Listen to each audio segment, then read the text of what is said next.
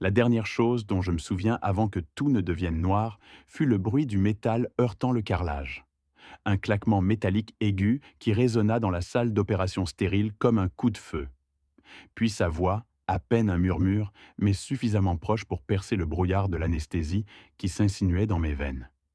C'est vous. 2 mots. C'est tout ce qu'il fallut pour détruire tout ce que je croyais savoir de ma vie.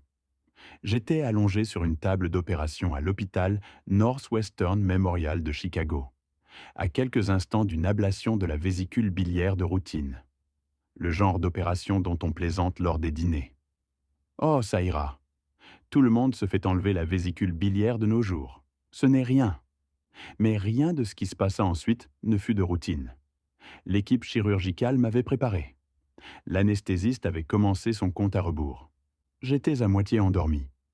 Ce crépuscule étrange où l'on peut encore entendre des fragments du monde autour de soi, mais où l'on ne peut ni bouger, ni parler, ni rien faire d'autre que dériver.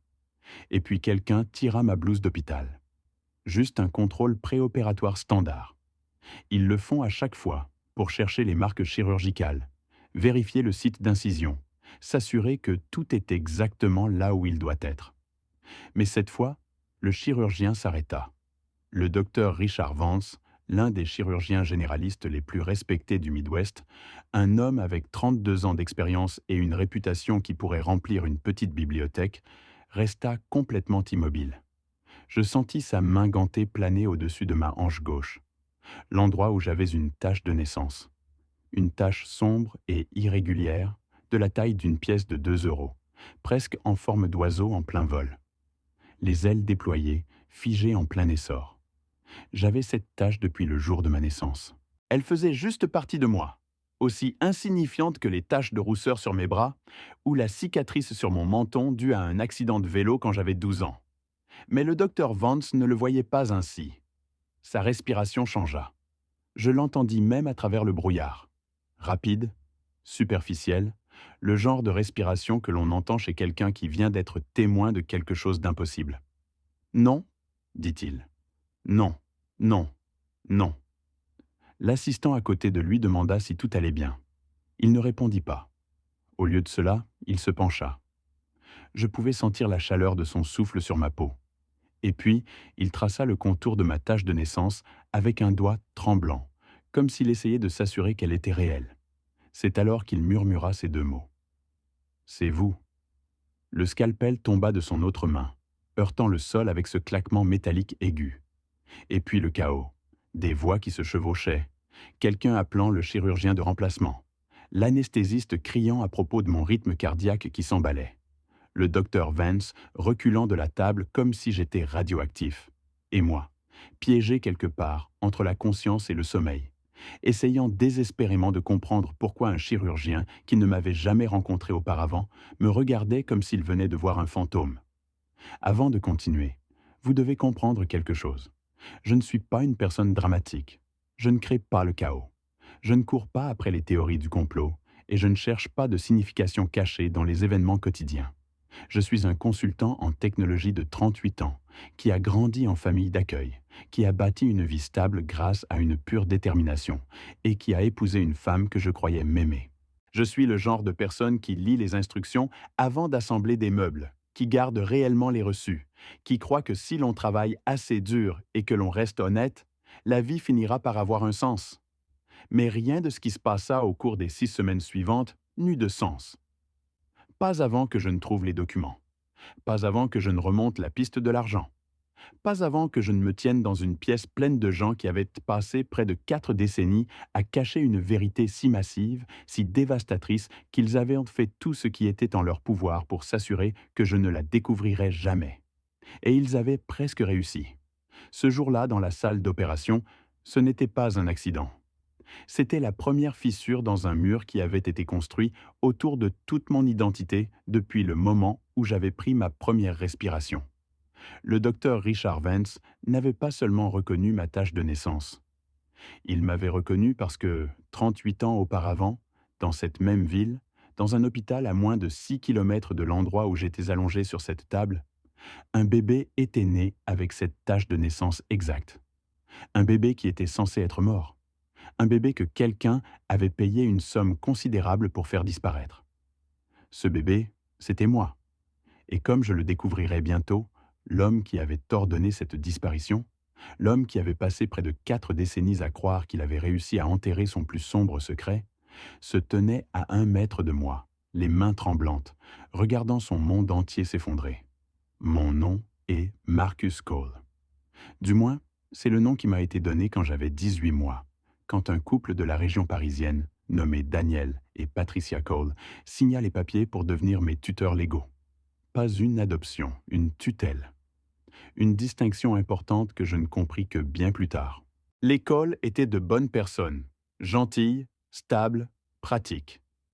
Daniel travaillait pour la mairie. Patricia enseignait en CE2 dans une école publique du 19e arrondissement. Il vivait dans un modeste appartement de 3 pièces avec un petit balcon et un chien nommé Chester, qui a vécu jusqu'à 17 ans.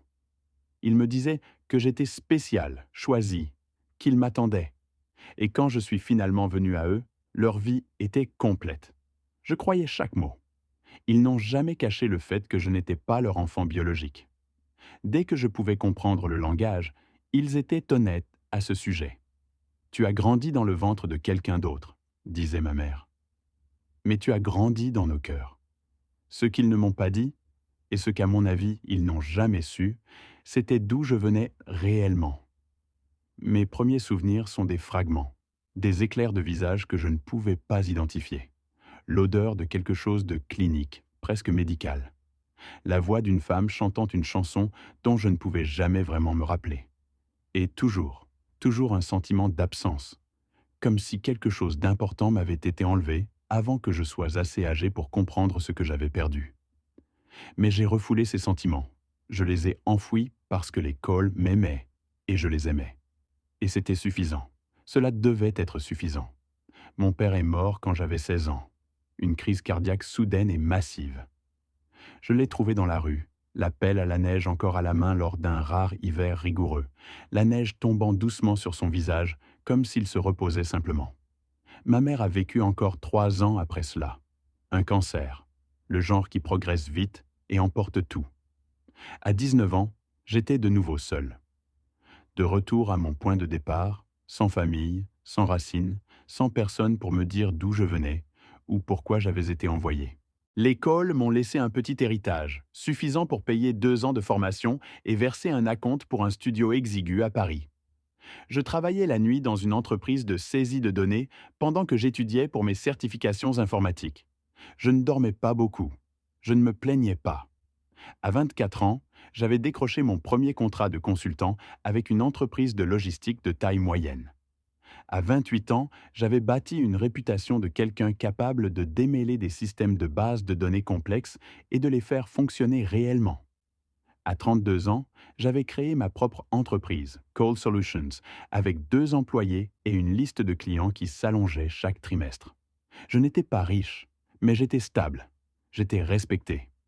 J'avais construit quelque chose à partir de rien, et cela signifiait tout pour moi.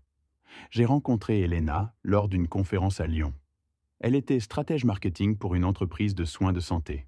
Intelligente, drôle, belle d'une manière qui me rendait nerveux rien qu'à la regarder. Elle avait des cheveux foncés qui lui tombaient sur les épaules, des yeux verts qui semblaient voir à travers moi, et un rire qui pouvait remplir une pièce. Notre première conversation a duré 4 heures. Nous avons parlé de tout, nos carrières, nos familles, nos peurs.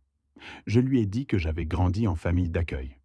Elle m'a dit que ses parents avaient divorcé quand elle avait 12 ans et qu'elle avait passé son adolescence à naviguer entre 2 maisons qui ne lui avaient jamais semblé être un foyer.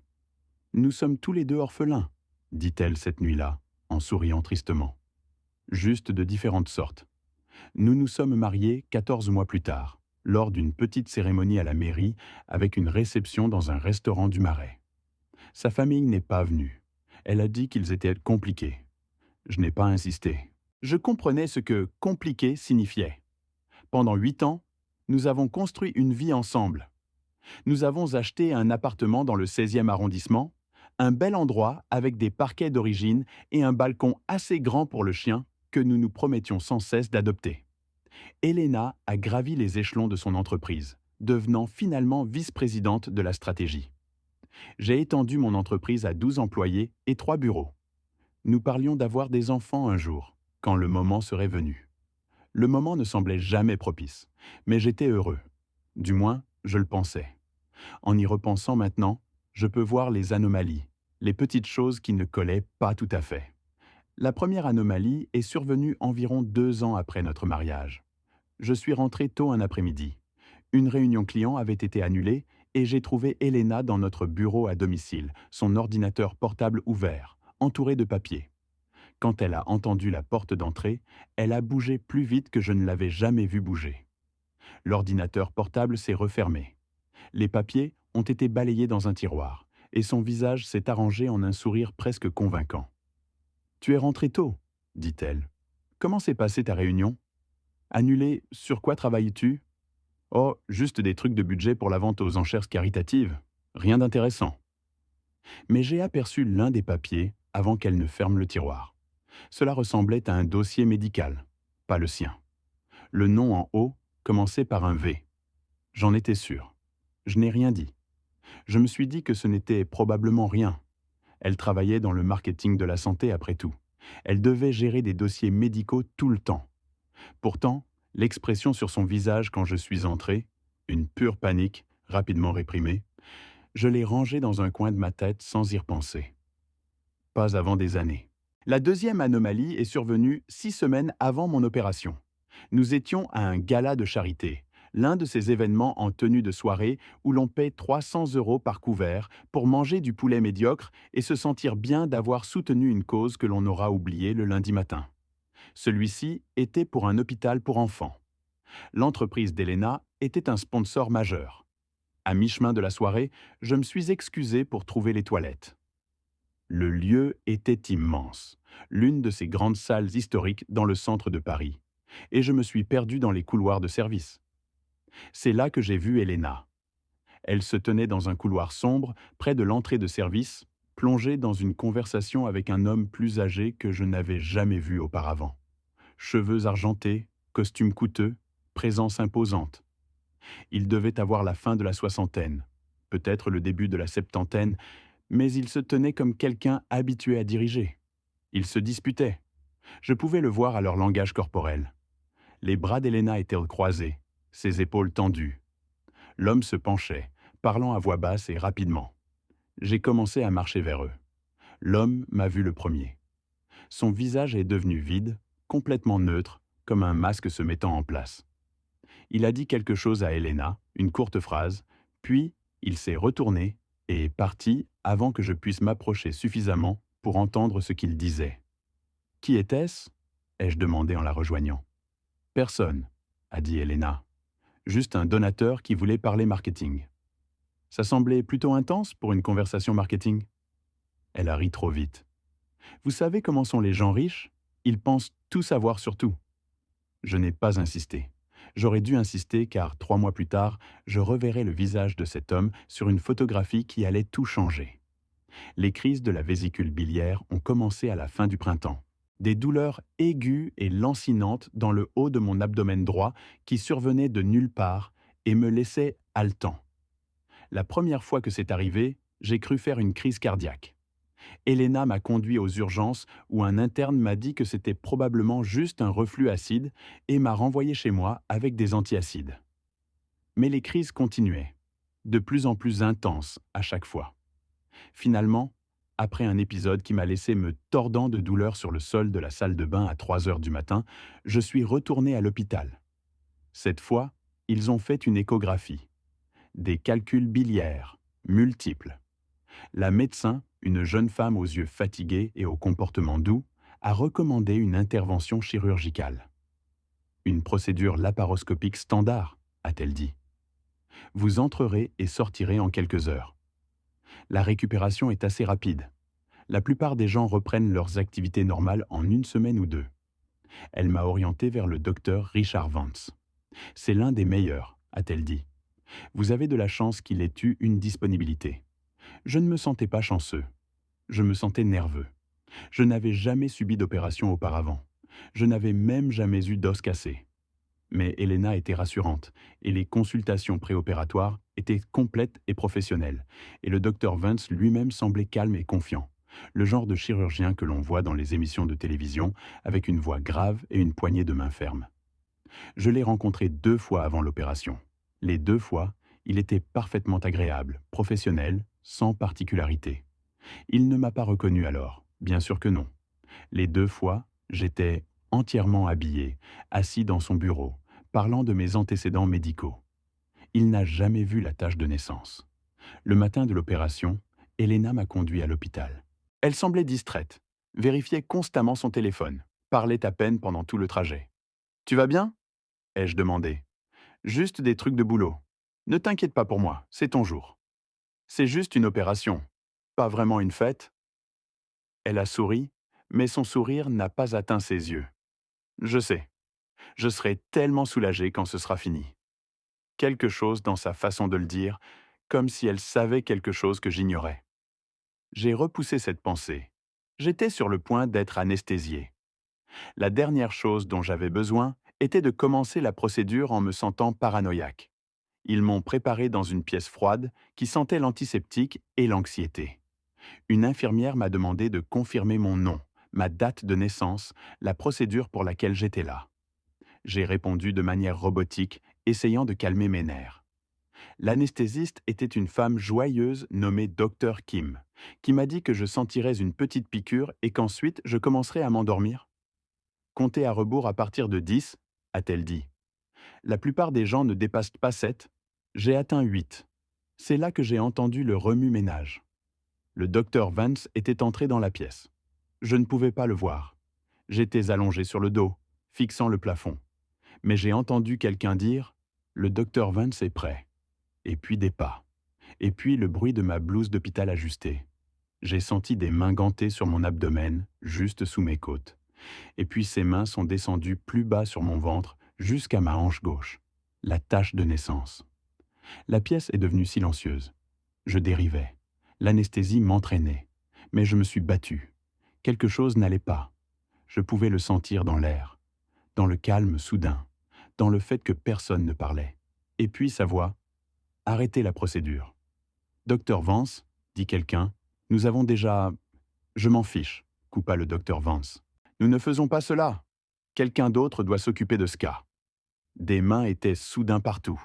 Des voix se chevauchaient. Quelqu'un a ajusté ma perfusion. Quelqu'un d'autre criait pour un autre chirurgien. Et à travers tout cela, j'ai entendu le docteur Vance, sa voix brisée et éraillée, répétant les mêmes mots encore et encore. C'est lui. Oh mon Dieu, c'est vraiment lui. Après toutes ces années, c'est lui. Je me suis réveillé 4 heures plus tard dans une salle de réveil. Ma vésicule biliaire avait disparu. Patterson, le chirurgien de remplacement, avait terminé l'intervention sans incident. Mais ce n'était pas à cela que je pensais en ouvrant les yeux. Je pensais à ce que j'avais entendu, à l'expression sur le visage du docteur Vance, telle que je pouvais m'en souvenir à travers le brouillard de l'anesthésie, à la façon dont sa voix avait résonné quand il avait dit « C'est lui ». Elena était assise sur la chaise à côté de mon lit, faisant défiler l'écran de son téléphone. Elle leva les yeux quand je bougeais. « Salut », dit-elle. « Comment te sens-tu » ? « Confus, dis-je. Ma gorge était sèche. Mes mots sortaient rauques. Que s'est-il passé dans la salle d'opération ? Son visage devint soigneusement inexpressif. Que veux-tu dire ? Avant que je ne sois anesthésié, quelque chose s'est passé. Le chirurgien, le docteur Vance, il a arrêté l'intervention. Oh ça ! Elle fit un geste de la main pour écarter l'idée. Apparemment, il avait un conflit d'emploi du temps. Ils ont dû faire venir quelqu'un d'autre. Rien d'inquiétant. Ce n'est pas ce que j'ai entendu. Marcus, tu étais en train d'être anesthésié. Les gens entendent toutes sortes de choses étranges quand ils sont à moitié conscients. Elle mentait. Je le savais aussi sûrement que je connaissais mon propre nom. Quelque chose dans sa voix, dans la façon dont elle évitait mon regard, le même air qu'elle avait eu dans le bureau ce jour-là et dans le couloir du gala. Mais j'étais épuisé et drogué, et mon abdomen me donnait l'impression d'avoir servi de sac de frappe. Alors je fermai les yeux et laissai tomber pour le moment. Je suis sorti de l'hôpital l'après-midi suivant. Elena me ramena chez moi, m'aida à m'installer sur le canapé avec des coussins et des couvertures et la télécommande de la télévision à portée de main. Elle prépara de la soupe, m'apporta de l'eau, s'occupa de mes pansements, mais elle garda aussi son téléphone dans sa poche tout le temps, et 2 fois elle sortit pour prendre des appels qu'elle disait être juste professionnels. Je ne l'ai pas confrontée. Pas encore. Au lieu de cela, j'attendis. J'observais. Je commençais à prêter attention aux détails que j'avais ignorés pendant des années. 3 jours après mon opération, je fis mon premier pas. Elena était partie travailler, et j'étais seul dans l'appartement, me déplaçant encore lentement, mais me sentant mieux que je ne l'avais espéré. J'ouvris mon ordinateur portable et tapai le nom du docteur Richard Vance dans un moteur de recherche.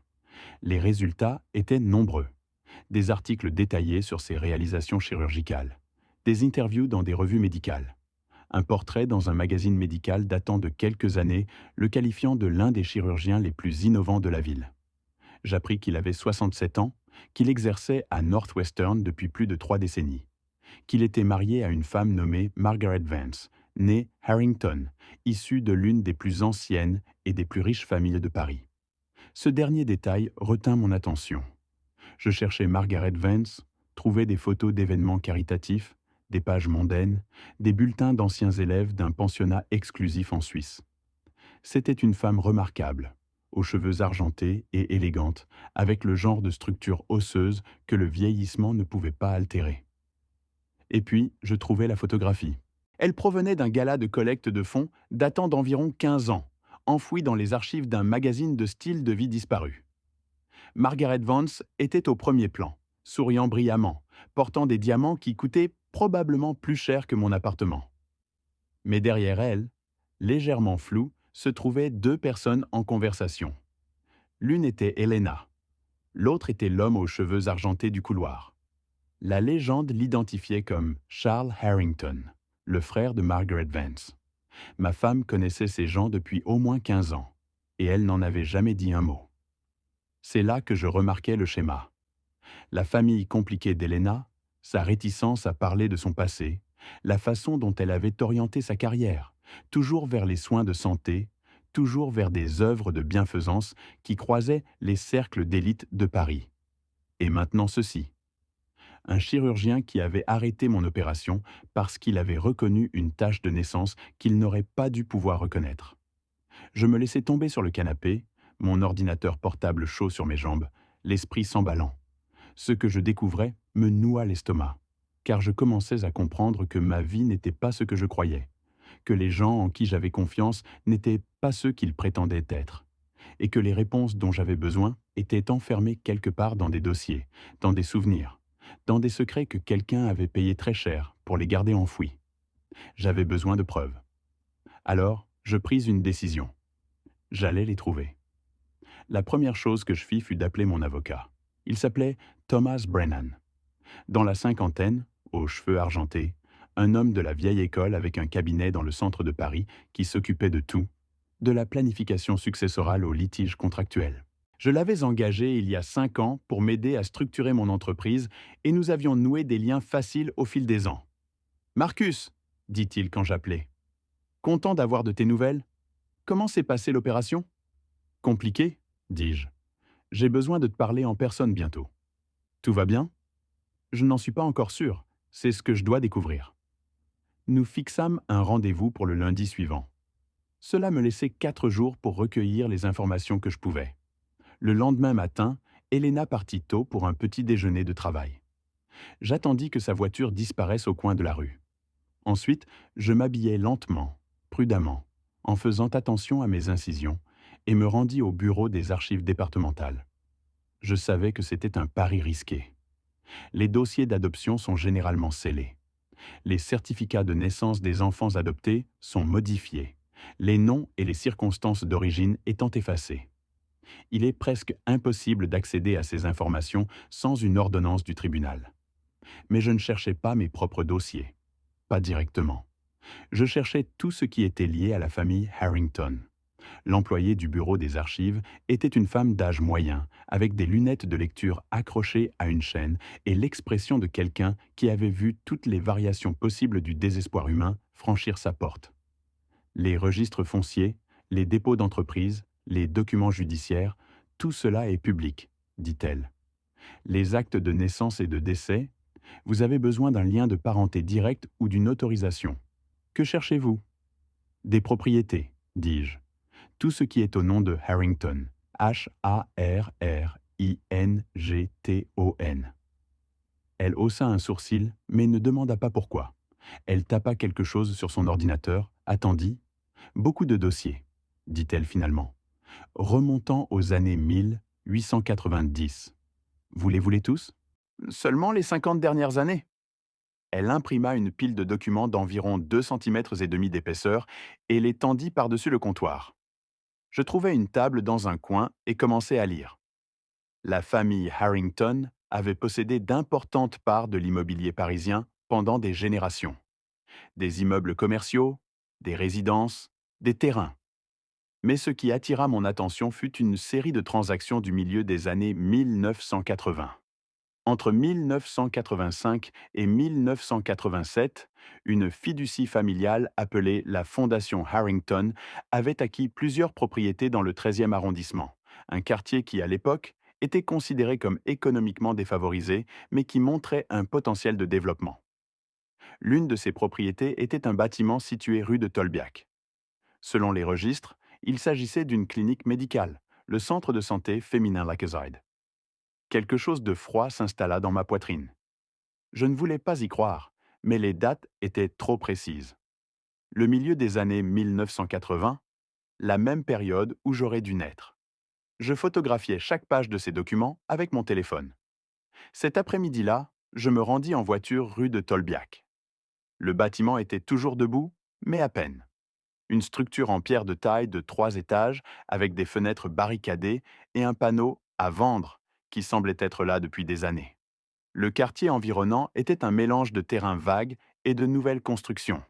La gentrification s'insinuait bloc par bloc. Je me garai de l'autre côté de la rue et fixai le bâtiment. C'est là que tout avait commencé. Je le sentais. Quel que soit le secret qui me liait à la famille Harrington, au docteur Vance, à la tache de naissance sur ma hanche, il avait commencé ici il y a près de 4 décennies. Mais j'avais besoin de plus qu'un sentiment. J'avais besoin de preuves.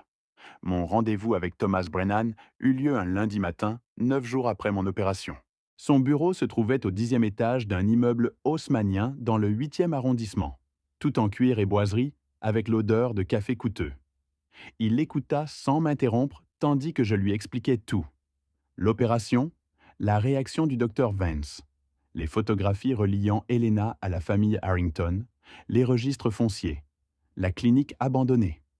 Quand j'eus terminé, il resta silencieux un long moment. « C'est toute une histoire, » dit-il finalement. « Je sais ce que ça donne. On dirait que vous avez découvert quelque chose. Que ce soit ce que vous pensez, je ne sais pas. Mais il y a des moyens de le découvrir. » Il se pencha en arrière dans son fauteuil. « D'abord, vous devez mettre la main sur votre acte de naissance original, celui qui est scellé. En France, depuis la loi de 2009, vous pouvez demander l'accès à votre dossier d'origine si vous êtes adopté. Ce n'est pas rapide, mais c'est légal. » Je le fixais. Et s'il n'y avait pas eu d'adoption officielle? Alors la procédure est différente, mais il existe d'autres recours. Et pour les registres liés à la clinique Harrington, je connais quelqu'un qui pourrait nous aider. Thomas écrivit un numéro de téléphone sur un pince-bête et le tendit par-dessus le bureau. Elle s'appelle Gloria Whitfield. Elle travaillait pour les archives de l'État civil. Elle est à la retraite maintenant, mais elle a toujours des contacts. Si quelqu'un peut trouver les dossiers manquants, c'est elle. Elle n'est pas bon marché et elle ne supporte pas les imbéciles, mais c'est la meilleure. Il me regarda avec gravité. « Et Marcus, soyez prudent. Si ce que vous décrivez est réel, des personnes puissantes sont impliquées. Des personnes qui ont passé des décennies à protéger ce secret. Elles n'apprécieront pas que vous le déterriez. » Je pris le numéro. « J'ai été prudent toute ma vie, dis-je. Il est temps que je commence à poser des questions. » Gloria Whitfield vivait dans un appartement du 5e arrondissement, non loin de la Sorbonne. Elle avait 73 ans, l'esprit vif comme l'éclair, et me regardait comme si elle pouvait lire toutes les pensées que j'avais jamais eues. Thomas a appelé avant, dit-elle en me conduisant dans un salon tapissé de bibliothèques. Il a dit que vous aviez des questions sur vos origines. J'essaie de découvrir qui je suis vraiment. Elle s'assit dans un fauteuil en face de moi et joignit les mains sur ses genoux. Tout le monde pense vouloir savoir d'où il vient, dit-elle. La plupart des gens ne sont pas préparés à ce qu'ils trouvent. Les dossiers ne mentent pas, monsieur Cole, mais ils ne se soucient pas non plus de vos sentiments. Comprenez-vous cela? Elle m'étudia un long moment. Dites-moi ce que vous savez. Tout. Ne laissez rien de côté. Alors, je lui racontai tout. L'opération, le docteur Vance, la tâche de naissance, les liens d'Helena, les registres fonciers, la clinique abandonnée. Quand j'eus fini, elle resta silencieuse. Puis elle se leva et se dirigea vers l'une des bibliothèques, passant son doigt le long des tranches des livres jusqu'à ce qu'elle trouve ce qu'elle cherchait. Un épais dossier rempli de papiers. Je me souviens du centre de santé féminin Lakeside, dit-elle. Je travaillais à l'état civil quand il a fermé en 1988. Il y a eu un scandale, non public. La famille avait suffisamment d'argent et d'influence pour que cela ne paraisse pas dans les journaux. Mais au bureau, nous savions tous. Saviez quoi? Elle se rassit, le dossier sur ses genoux. La clinique était spécialisée dans les grossesses à risque. Des familles fortunées de la rive droite y envoyaient leurs filles quand elles avaient des problèmes. Des mères célibataires, principalement le genre de grossesse qui devait disparaître. Ma gorge était sèche. Qu'est-il arrivé au bébé? La plupart ont été adoptés par des voies légitimes, de bonnes familles, des papiers en règle, mais certains... Elle marqua une pause. Certains ont été traités différemment. Comment? Hors des registres, des arrangements privés, d'importantes sommes d'argent changèrent de main, et parfois, elle me regarda dans les yeux. Des actes de naissance déclarant le bébé décédé alors qu'il était bien vivant. La pièce semblait tourner. Vous pensez que c'est ce qui m'est arrivé? Je pense que c'est possible. La clinique appartenait à la fondation Harrington. Margaret Vance est une Harrington. Son frère Charles était fortement impliqué dans les affaires familiales pendant les années 80. Et le docteur Vance, Richard Vance, a commencé sa carrière dans cette clinique. Il était un jeune interne à l'époque, tout juste sorti de la faculté de médecine. De la vie générale, brillant. Les Harrington ont reconnu son potentiel et ont parrainé son avancement, payé sa formation, l'ont présenté aux bonnes personnes, l'ont aidé à bâtir sa carrière. En échange de quoi? Gloria ouvrit le dossier. À l'intérieur se trouvaient des photocopies de documents, des actes de naissance, des certificats de décès, des dossiers hospitaliers, des relevés financiers. En échange de son silence, dit-elle, et de sa coopération. Elle me tendit l'un des documents, un acte de naissance daté du 14 septembre 1986. Bébé Vance. Père, Richard Vance. Mère, Margaret Harrington. Statut, décédé. Je fixai le papier. Richard Vance est mon père biologique. Selon ceci, Richard et Margaret ont eu un fils en 1986. Le bébé aurait été mort-né, mais il n'y a aucun acte de décès enregistré, aucun rapport d'autopsie, aucun registre d'inhumation, parce que le bébé n'est pas mort. C'est ce que je crois. Où avez-vous obtenu ces documents? J'ai passé les 40 dernières années à les collectionner. Des dossiers qui ne concordaient pas, des incohérences, des pistes inexploitées. Les Harrington n'étaient pas la seule famille puissante à utiliser cette clinique. Il y en avait d'autres. Et au fil des ans, certaines des personnes impliquées ont commencé à parler. Des infirmières rongées par la culpabilité, des administrateurs qui avaient conservé des copies, un médecin qui avait eu une crise de conscience avant de mourir. Elle referma le dossier. J'attendais depuis longtemps que quelqu'un vienne chercher la vérité, dit-elle. Je ne m'attendais juste pas à ce que ce soit vous. Je restai calme. J'avais besoin de preuves. Ce que Gloria m'avait montré était explosif, mais aussi incomplet. Des photocopies d'anciens documents, des informations de seconde main, suffisantes pour suggérer une histoire, mais pas assez pour la prouver. Si je voulais des réponses, de vraies réponses, j'avais besoin de plus. Cette nuit-là, je restais assis dans ma voiture devant mon propre immeuble, observant les lumières aux fenêtres. Elena était à l'intérieur. Ma femme, la femme avec qui j'avais partagé mon lit pendant 8 ans, la femme qui connaissait apparemment la famille Harrington depuis au moins 15 ans, probablement plus longtemps, et n'avait jamais dit un mot. Je ne voulais pas le croire, mais je n'avais pas le choix. Le lendemain matin, quelque chose était différent. Elena était levée avant moi, ce qui n'était pas inhabituel. Mais quand je suis descendu au salon, elle était assise à la table de la cuisine, son téléphone à la main et une expression étrange sur le visage. « Bonjour », dis-je. Elle leva les yeux, esquissa un sourire forcé. « Bonjour, comment te sens-tu ?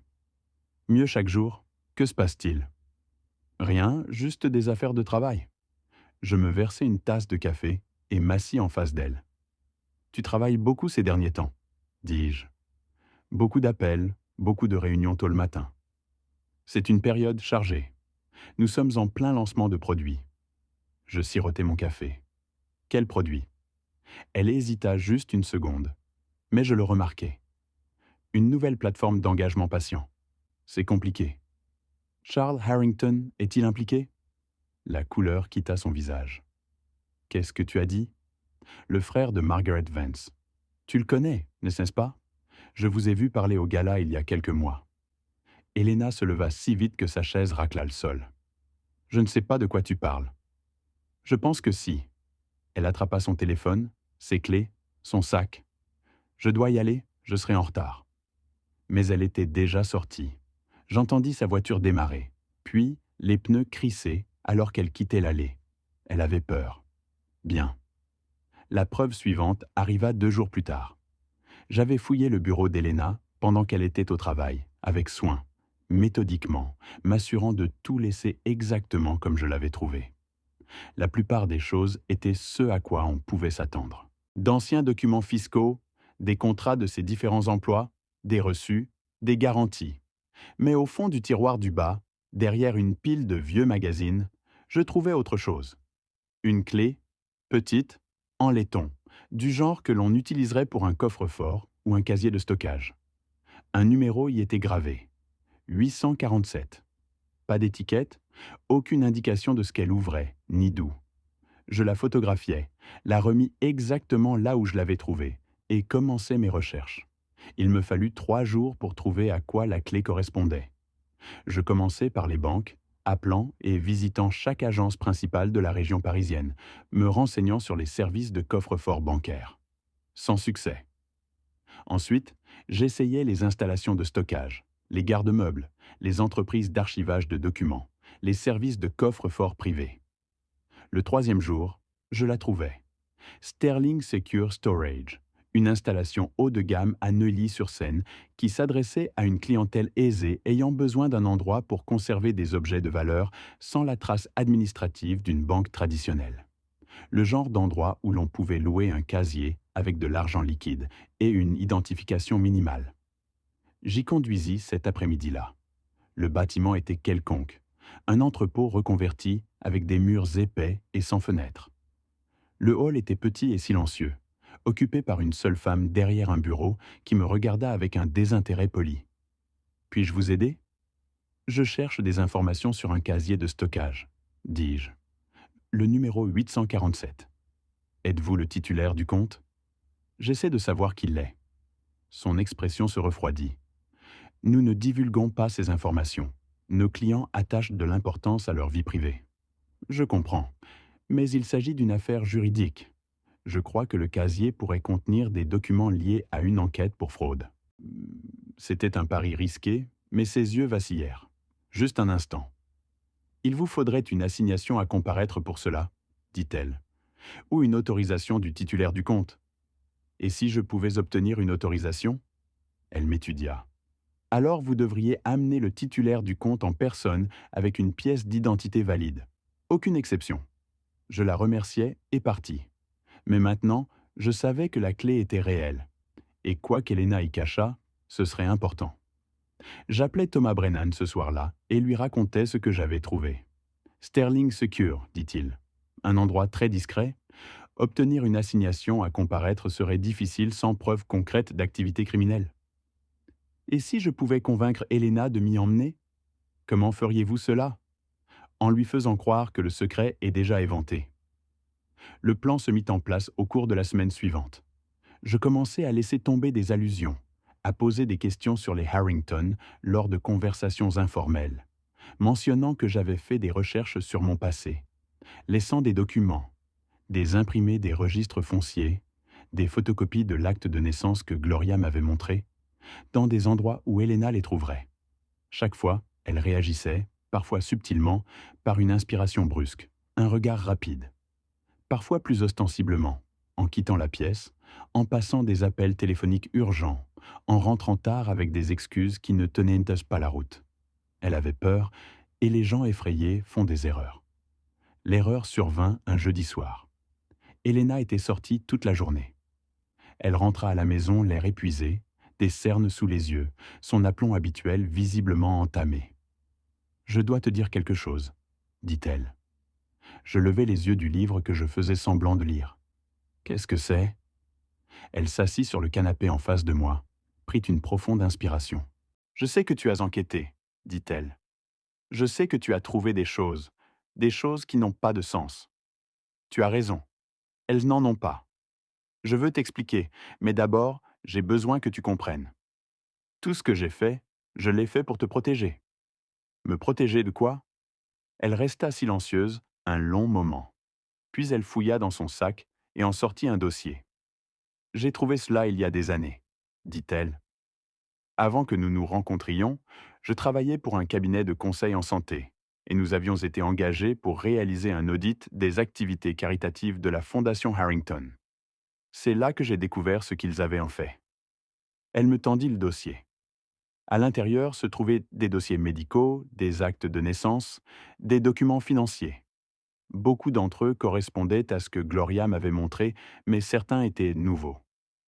La clinique, dit Elena, le centre de santé féminin Lakeside. Ce n'était pas seulement un établissement médical. C'était un centre où de puissantes familles faisaient disparaître des bébés gênants. Je sais, dis-je, j'ai vu les dossiers.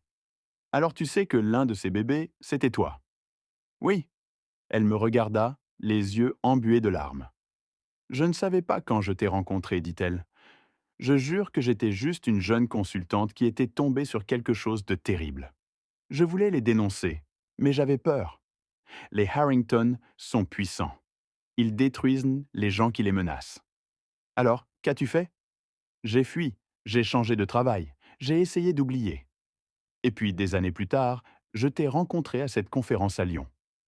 Elle rit amèrement. Je pensais que c'était le destin. Je n'avais aucune idée que tu étais lié à tout cela. Pas avant. Avant quoi? Avant que Charles Harrington ne m'approche au gala. Il m'avait reconnu de l'audit d'il y a des années, et il m'a dit qui tu étais vraiment. Puis j'entendis la phrase qui changea tout. Marcus, dit Helena, la voix brisée. Richard Vance n'est pas seulement ton père biologique. Tu es l'unique héritier de la fortune des Harrington. Les frères de Margaret n'ont jamais eu d'enfant. Quand elle et Richard se sont mariés, elle a tout transféré, tout le patrimoine, dans une fiducie pour leur fils. Le fils qui était censé être mort. Oui. Ils ont dit au monde que tu étais mort pour garder l'argent eux-mêmes. Mais les documents de la fiducie sont spécifiques. Si l'enfant était retrouvé vivant, tout lui serait transféré automatiquement. Les propriétés, les investissements, la fondation, tout. De combien d'argent parlons-nous? Elle croisa mon regard. Au dernier décompte, la fiducie familiale Harrington valait environ 420 millions d'euros. Je restai calme. Ce n'était pas facile. 420 millions d'euros. C'était ce qu'ils m'avaient volé. C'était ce qu'ils avaient passé 38 ans à cacher. La clé, dis-je. Celle dans ton tiroir. Qu'est-ce qu'elle ouvre? Helena pâlit. Tu l'as trouvée? Dis-moi ce qu'elle ouvre. Elle resta silencieuse un long moment. Puis elle dit « Le casier Sterling Secure numéro 8, 147.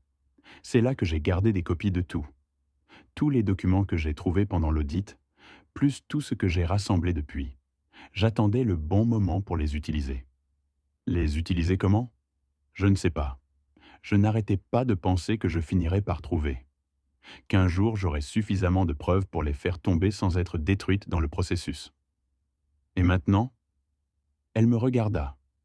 Maintenant, ils savent que tu es vivant. Charles l'a dit à Margaret et Richard.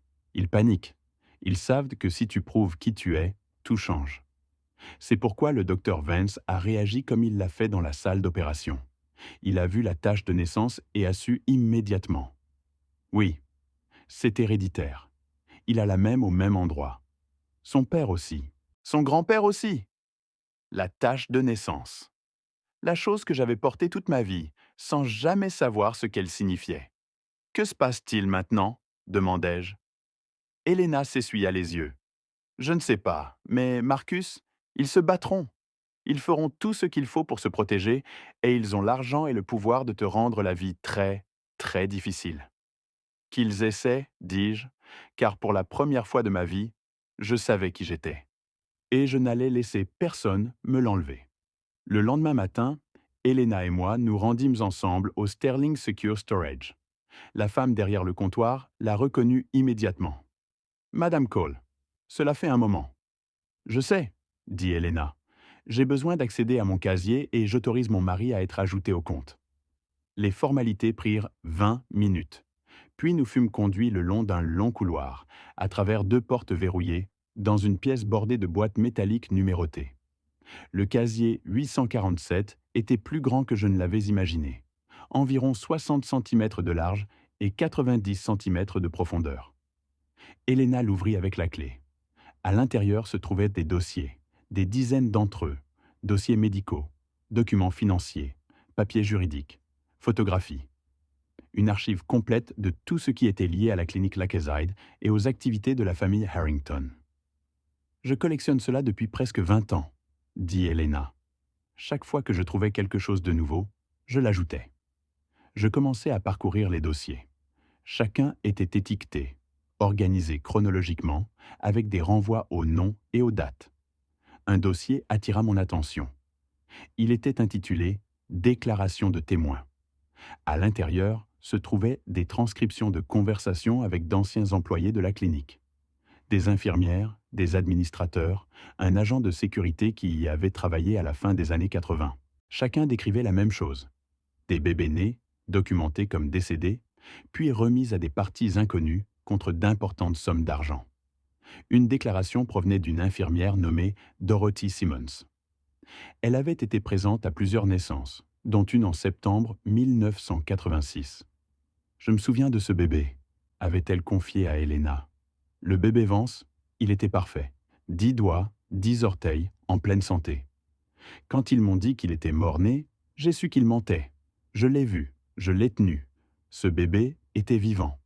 Au bas de la transcription se trouvait une note manuscrite d'Helena. Dorothy Simmons, décédée en 2019 d'un cancer, était prête à témoigner si l'affaire devait un jour être portée devant les tribunaux. Trop tard pour cela. Mais sa déclaration restait néanmoins puissante, surtout combinée à tout le reste. Nous passâmes 3 heures dans cet entrepôt à examiner les documents. À la fin, j'avais une idée claire de ce qui s'était passé et de la manière dont les Harrington avaient réussi à s'en tirer si longtemps.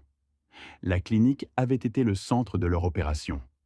Des familles aisées y envoyèrent leurs filles enceintes pour accoucher en secret. La plupart de ces bébés étaient adoptés par les voies légales appropriées, mais certains avaient plus de valeur que d'autres.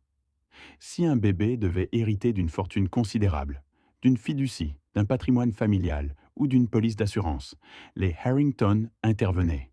Ils falsifiaient des actes de décès, soudoyaient le personnel et soit gardaient le bébé eux-mêmes, soit le plaçaient quelque part où il ne serait jamais retrouvé. Dans mon cas, ils avaient fait quelque chose d'un peu différent. Richard et Margaret Vance étaient mariés depuis 3 ans quand je suis né. Margaret avait 32 ans. Richard avait 29 ans. Ils essayaient d'avoir des enfants sans succès. Quand Margaret tomba finalement enceinte, ce fut la célébration. L'héritier Harrington, enfin. Mais quelque chose tourna mal. Selon les dossiers médicaux, il y eut des complications pendant l'accouchement. Margaret faillit mourir. Et quand ce fut terminé, on lui dit que le bébé n'avait pas survécu. Mais le bébé avait survécu. Quelqu'un, les dossiers ne précisaient pas qui, avait pris une décision. Le bébé serait déclaré mort, retiré de la clinique et placé dans une famille d'accueil suffisamment loin pour qu'il ne soit jamais lié à ses parents biologiques. Pourquoi demandai-je à Helena. Pourquoi quelqu'un ferait-il cela? Je me pose cette question depuis 20 ans, dit-elle. La seule réponse que je puisse trouver, c'est l'argent. Si le bébé était mort, la fiducie Harrington passerait aux frères de Margaret. Ils contrôleraient tout. Mais les frères n'ont jamais eu d'enfant non plus. Non. Et finalement, tout serait de toute façon revenu à Margaret et Richard. Mais d'ici là, la fiducie aurait considérablement augmenté et les frères auraient de passer des décennies à percevoir des salaires, à vivre des revenus, à prendre des décisions sans supervision. Alors, ils ont volé leur propre neveu. Ils ont volé tout son héritage, toute son identité. Je regardais les documents étalés devant nous. C'est la preuve. Une vraie preuve documentée. Alors pourquoi n'en avez-vous rien fait? Helena resta silencieuse un instant.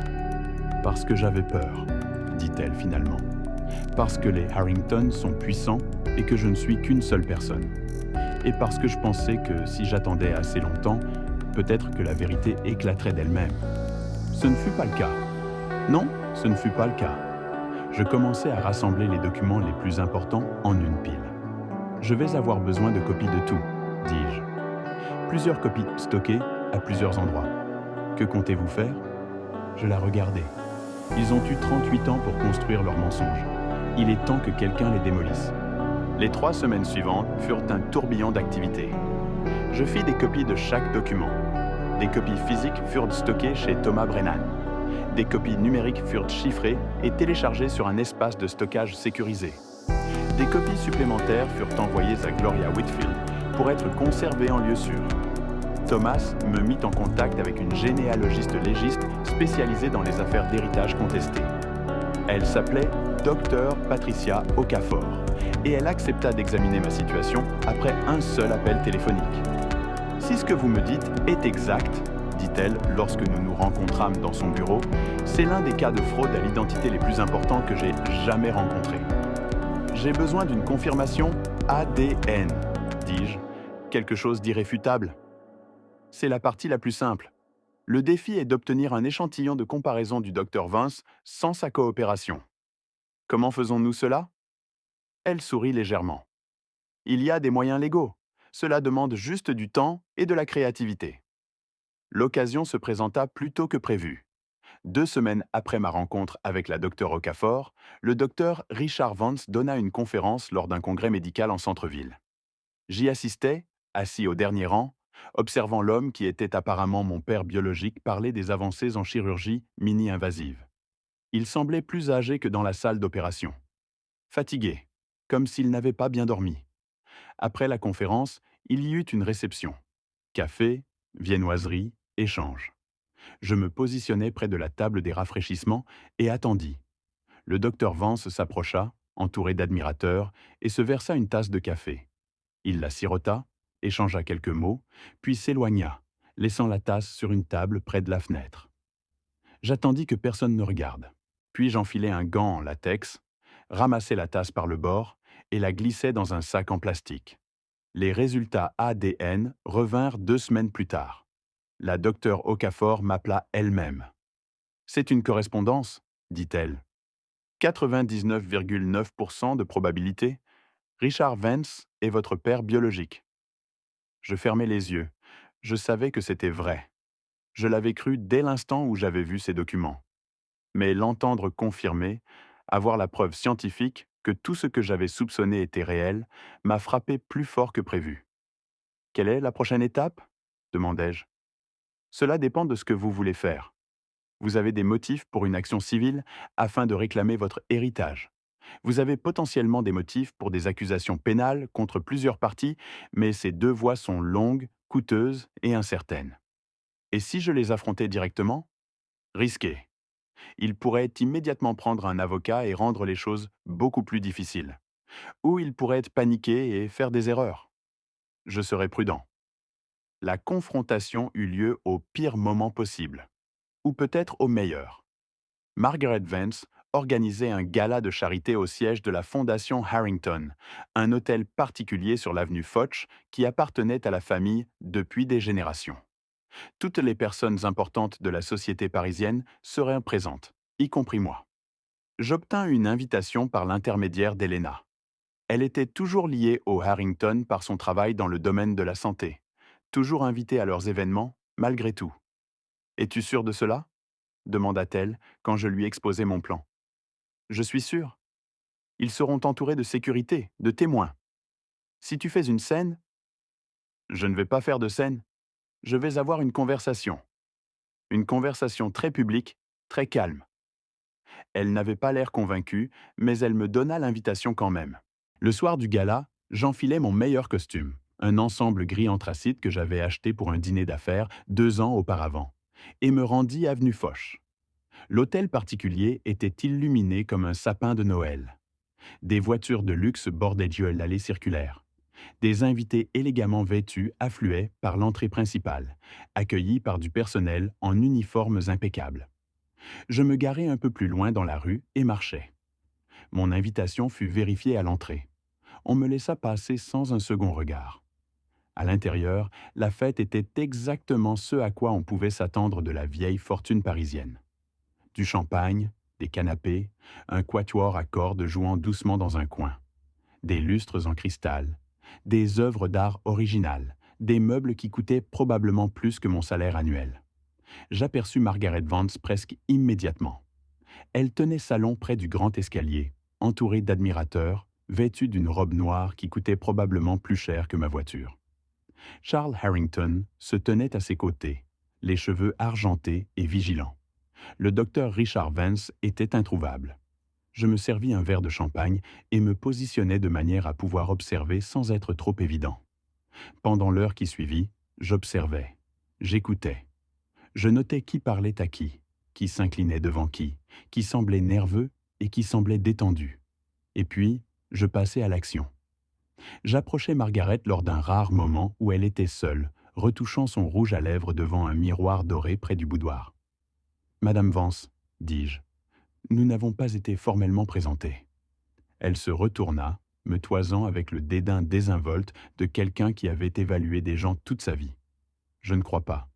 Et vous êtes ?»« Marcus Cole. Je suis marié à Elena. Elle travaille dans le marketing pour certaines des initiatives de votre fondation. » « Ah oui, Elena. » Son expression changea légèrement. « Une femme charmante, très talentueuse. » « En effet. Elle m'a également beaucoup aidé à en apprendre davantage sur l'histoire de votre famille. » Quelque chose vacilla dans les yeux de Margaret un instant. « Notre histoire ? Je n'étais pas au courant que nous étions particulièrement intéressants. » « Oh, vous seriez surprise. Le centre de santé féminine Lakeside, par exemple. Une institution fascinante. Un travail si important. » La couleur quitta son visage. « Je ne sais pas de quoi vous parlez. »« Je pense que si, Madame Vance. Ou devrais-je dire... » Je fis une pause, laissant le moment s'étirer. « Mère. » Le mot resta suspendu dans l'air entre nous. La main de Margaret se porta à sa gorge. Son verre de champagne trembla. « C'est impossible, » murmura-t-elle.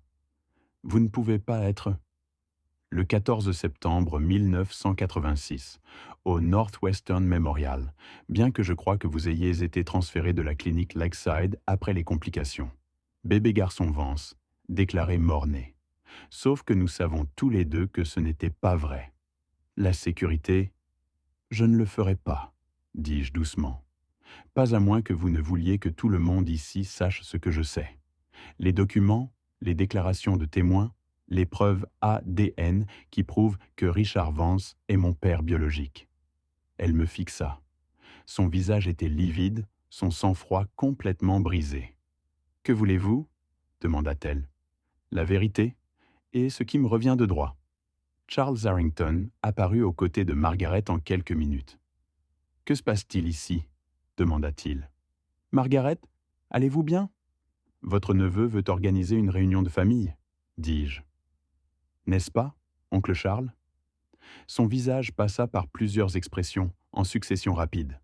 Confusion, incrédulité, peur. « C'est absurde, dit-il. Je sais exactement qui je suis, dis-je. Et j'ai des preuves ADN, des preuves documentaires, des déclarations de témoins d'anciens employés de la clinique qui se souviennent exactement de ce qui s'est passé il y a 38 ans. Vous mentez? Vraiment?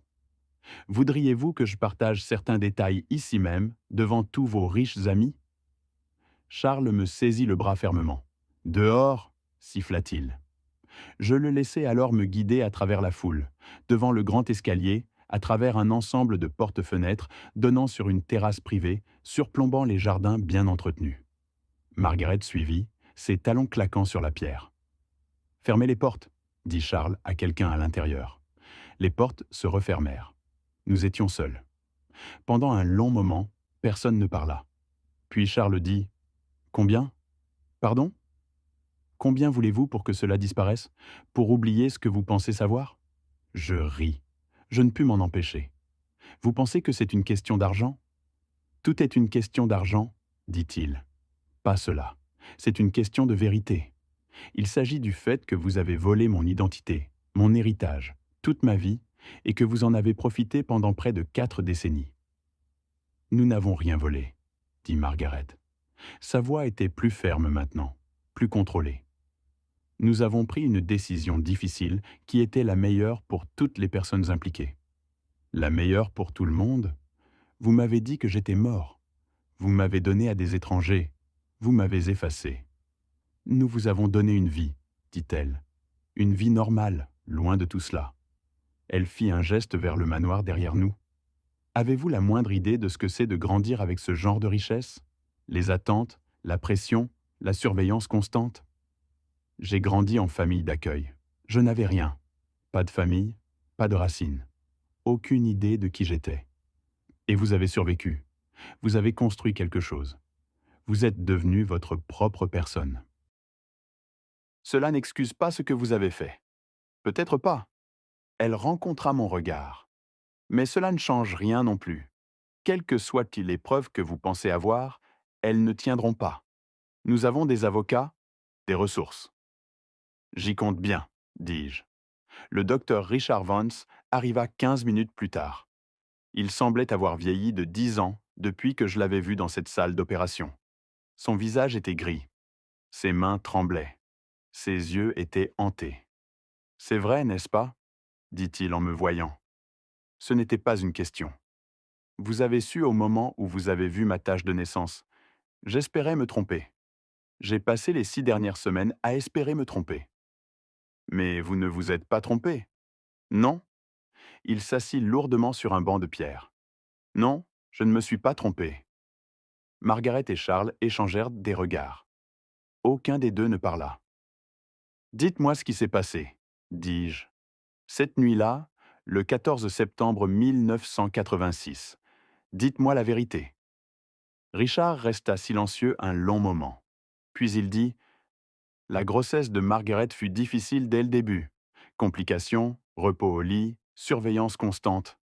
Quand elle entra finalement en travail, c'était prématuré, 6 semaines trop tôt. L'accouchement fut traumatisant, dit Margaret doucement. J'ai failli mourir. J'étais inconsciente pendant la majeure partie. Quand je me suis réveillée, ils m'ont dit que le bébé n'avait pas survécu. Mais ce n'était pas vrai. Non, dit Richard. Ce n'était pas vrai. Il regarda Charles. Dis-lui. Dis-lui ce que tu as fait. La vérité éclata par fragments. Charles Harrington avait été l'architecte du stratagème.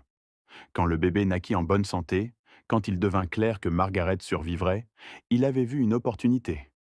Le Trust Harrington valait une fortune. Mais tant que le bébé vivrait, cette fortune lui reviendrait finalement, et non à Charles ou à ses frères et sœurs. « J'étais désespéré, » dit Charles. Sa voix était monocorde, sans émotion. Les entreprises familiales étaient en difficulté. Nous avions besoin de capitaux. Si le trust revenait à un enfant, nous n'aurions pas accès à ces fonds pendant des décennies. Alors, vous avez décidé de faire disparaître l'enfant. J'ai convaincu le docteur Patterson, le médecin traitant, de falsifier les dossiers, de déclarer le bébé mort-né. Nous l'avons bien payé, nous avons bien payé tout le monde. Et ensuite, Nous avons placé le bébé dans une famille d'accueil suffisamment loin pour que personne ne puisse jamais le relier à nous. Le plan était qu'il soit adopté, qu'il grandisse sans jamais savoir qui il était vraiment. Mais quelque chose a mal tourné. L'adoption a échoué. La famille d'accueil, les Cole, voulèrent le garder, mais ne l'ont jamais formellement adopté. Et à ce moment-là, il était trop tard pour faire quoi que ce soit sans éveiller les soupçons. Je pensais à Daniel et Patricia Cole, les personnes qui m'avaient élevé, aimé, donné tout ce qu'ils avaient. Savaient-ils? Demandai-je. Les Cole. Savaient-ils d'où je venais? Non, dit Charles. On leur a dit que tes parents étaient jeunes, non mariés, incapables de s'occuper d'un enfant. C'est tout. Et vous m'avez juste oublié pendant 38 ans. Nous avons surveillé de loin, dit Charles. Nous nous sommes assurés que tu étais en vie, que tu étais stable. Quand les Cole sont décédés, nous avons envisagé d'intervenir, mais à ce moment-là, tu étais adulte, autonome. Il n'y avait aucune raison de faire des vagues. Jusqu'à ce que tu te retrouves sur une table d'opération devant Richard. Oui, jusqu'à ce moment-là, je regardais Richard Vance, mon père. Vous saviez, dis-je. Depuis le début, vous saviez ce que Charles avait fait. Pas au début, dit-il. Margaret était inconsciente. Charles s'est occupé de tout. Quand j'ai appris la vérité, il était trop tard. Les dossiers avaient été falsifiés. Le bébé avait disparu. Et vous avez simplement accepté cela? Qu'étais-je censé faire? Aller à la police? Détruire ma carrière, mon mariage, tout ce que j'avais bâti? J'étais un jeune interne sans pouvoir, sans influence. Les Harrington me tenaient en leur pouvoir. Alors vous êtes resté silencieux? J'ai essayé d'oublier. Pendant 38 ans, j'ai essayé d'oublier. Il leva les yeux vers moi, les yeux remplis de larmes. Mais je n'y suis jamais parvenu. Je voyais cette tache de naissance dans mes rêves. Je voyais votre visage. Le visage d'un bébé que j'avais tenu une seule fois pendant quelques secondes avant que Charles ne vous emmène. Vous m'avez tenu? Oui, juste une fois. Juste après votre naissance. Vous étiez si petit, si parfait. Sa voix se brisa. Et puis vous avez disparu. La conversation dura encore 1 heure. À la fin, j'avais des réponses à la plupart de mes questions. Le Trust Harrington était toujours intact, valant même plus qu'Helena ne l'avait estimé, près de 500 millions d'euros, avec des propriétés foncières dans 3 pays. Charles et ses frères et sœurs avaient tiré des revenus du trust pendant des décennies, vivant confortablement pendant que le capital augmentait. Margaret et Richard en avaient également bénéficié, bien sûr. Leur mode de vie, leur carrière, leur position sociale, tout cela était bâti sur le fondement d'un mensonge.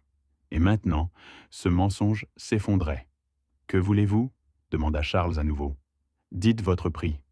Je veux ce qui m'appartient. Le trust, l'héritage, tout cela. Les batailles juridiques à elles seules prendraient des années. Alors je prendrai des années. Nous vous combattrons. Nous avons des ressources que vous ne pouvez imaginer. Et j'ai des preuves que vous ne pouvez pas détruire. » Je sortis mon téléphone et le levai. Cette conversation a été enregistrée, chaque mot. Ajoutez cela aux résultats ADN, aux documents, aux déclarations de témoins, et vos ressources ne pèseront pas lourd. Le visage de Charles devint livide.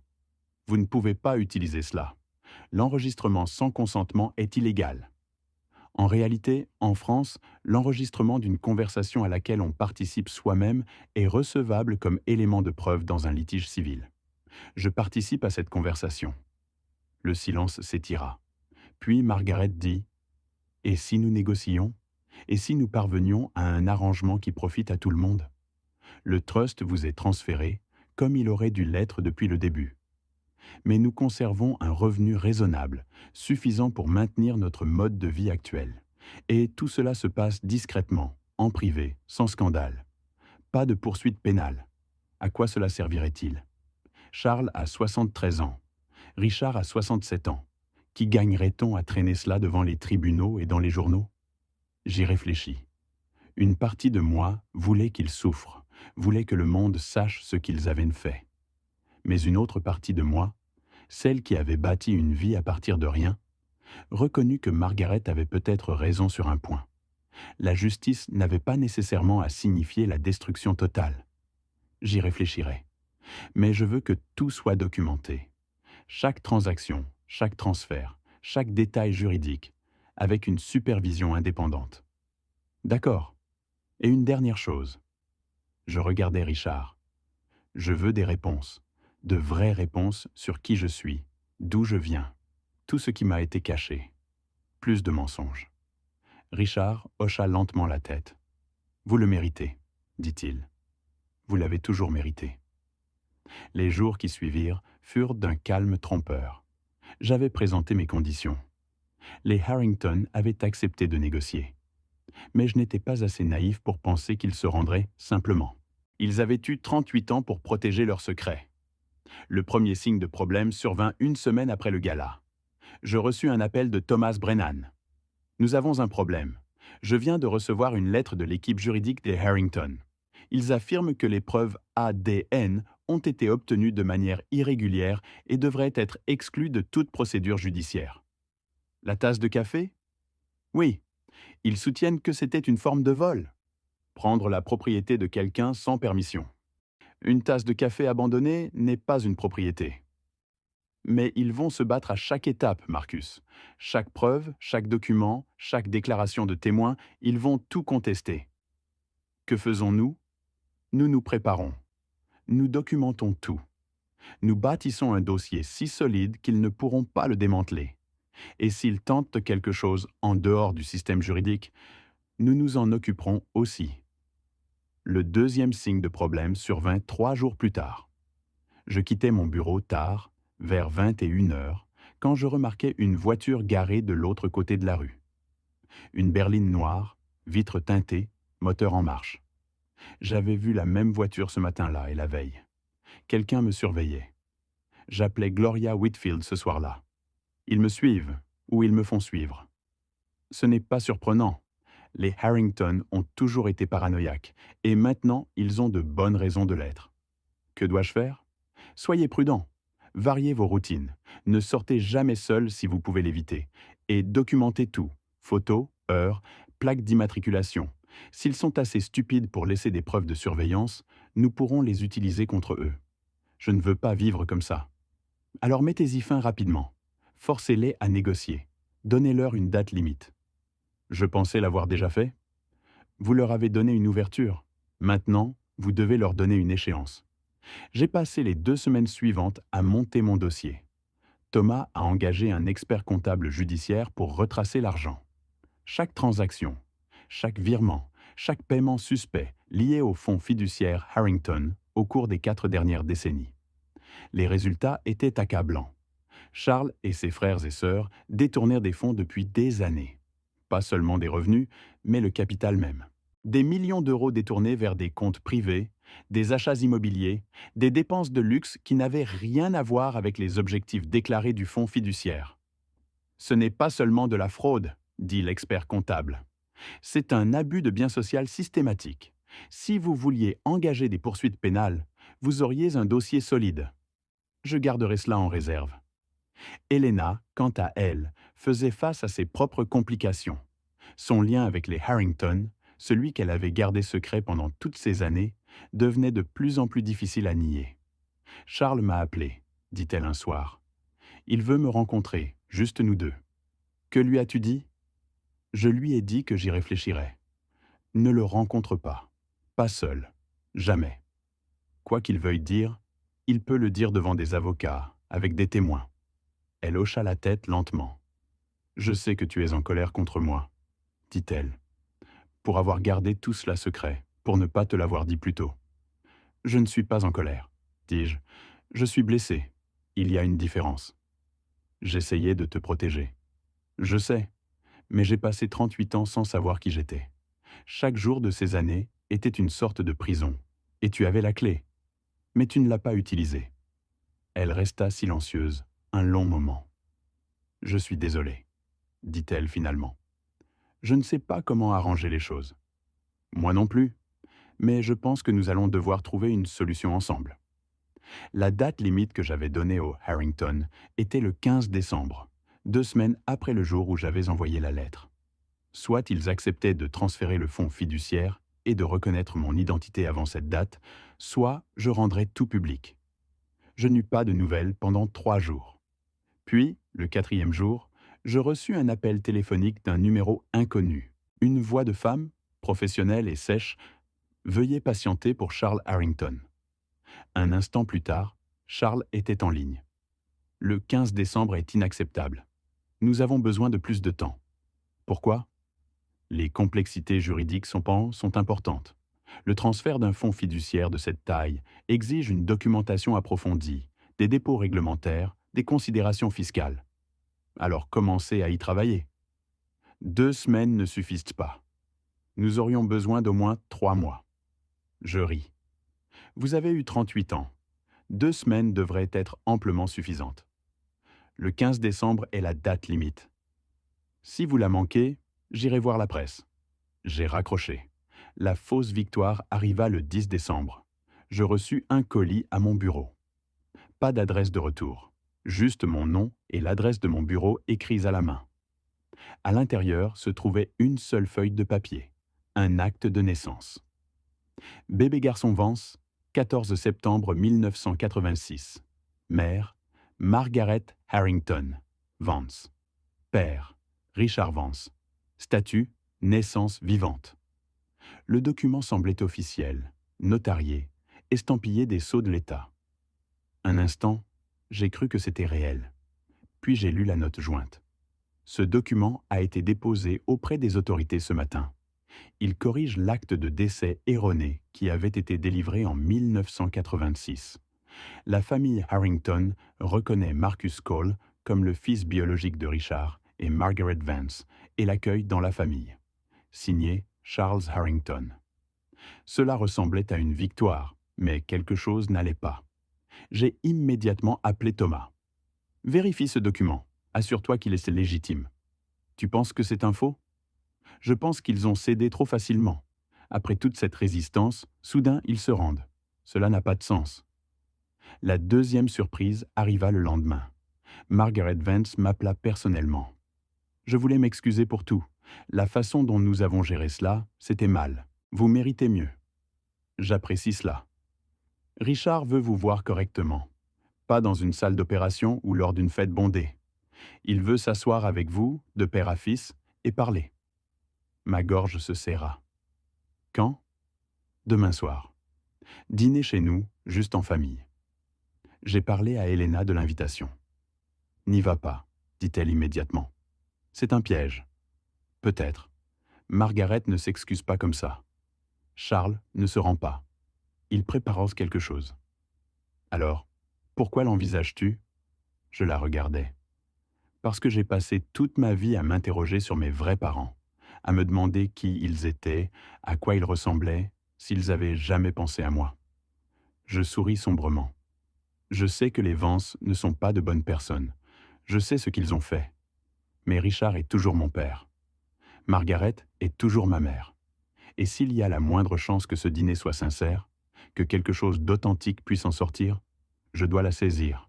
Et si ce n'est pas sincère, alors je serai préparé. Je passai les 24 heures suivantes à me préparer à toutes les éventualités. Je fis des copies de toutes mes preuves et les envoyai à Thomas, Gloria et à un ami journaliste du Monde, avec pour instruction de tout publier s'il m'arrivait quoi que ce soit. J'organisais la mise en alerte d'une agence de sécurité prête à intervenir si j'envoyais un signal de détresse. Et j'enregistrais une vidéo. Une explication détaillée de tout ce que j'avais découvert, de tout ce que je soupçonnais, de tout ce que les Harrington avaient fait. Et je programmais sa mise en ligne sur les réseaux sociaux à minuit, à moins que je ne l'annule personnellement. Si quelque chose tournait mal pendant le dîner, le monde connaîtrait la vérité. La demeure des Vance était une propriété à Versailles, sur un terrain arboré surplombant le parc.